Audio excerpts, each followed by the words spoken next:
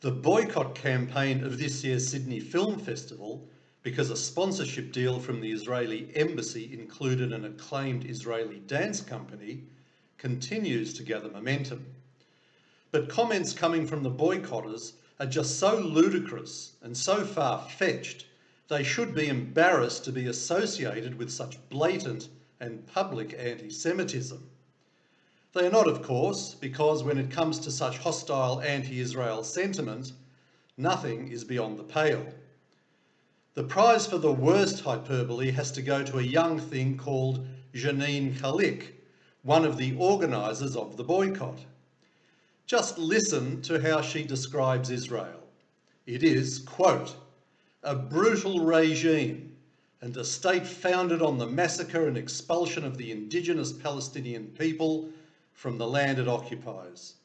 For decades," she says, "Israel has subjected them to a military occupation that controls every aspect of their lives and their freedom to move."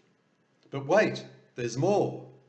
She goes on to say that Israel is, here we go again, currently engaged in a 14-year-long illegal blockade against a territory inhabited by 2 million people. It has used drones, white phosphorus and bombs to decimate that territory and its inhabitants.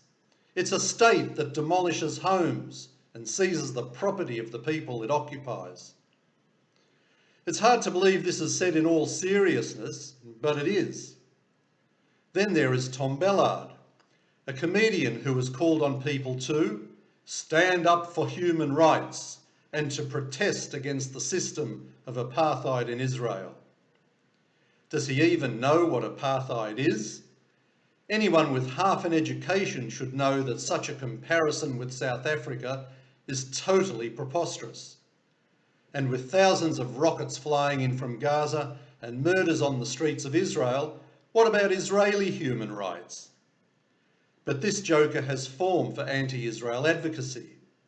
He campaigned for boycotting the Eurovision Song Contest in Tel Aviv in 2019. And about 10 years ago, had no qualms about making Hitler jokes on his then breakfast radio program on Triple J. I say it often, but there is one recurring premise that forms the basis of all the diplomatic warfare against Israel. And it is repeated so often that uninformed members of the public now believe it to be the historical truth. And that is that the Jews barged into the Palestinians' native homeland, threw the people out of their houses and stole their land. Apart from being a total fabrication, it has reduced the Arab war against Israel to a simple yet effective concept that is easily delivered and easily digested by an unsuspecting public.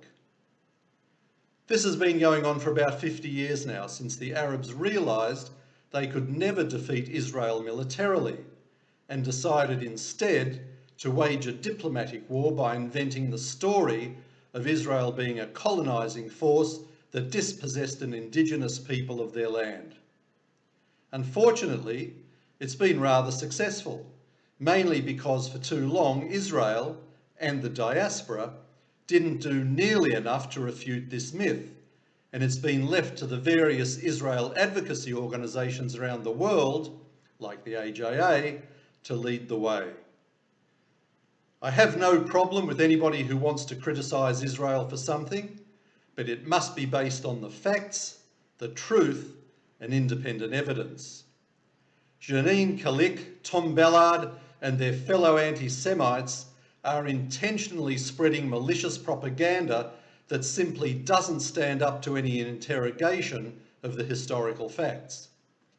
And somewhere between the haters and the idiots lies an unsuspecting audience who don't know they are being conned. With your help, the AJA is doing something about it. This is Alan Friedman for the Australian Jewish Association.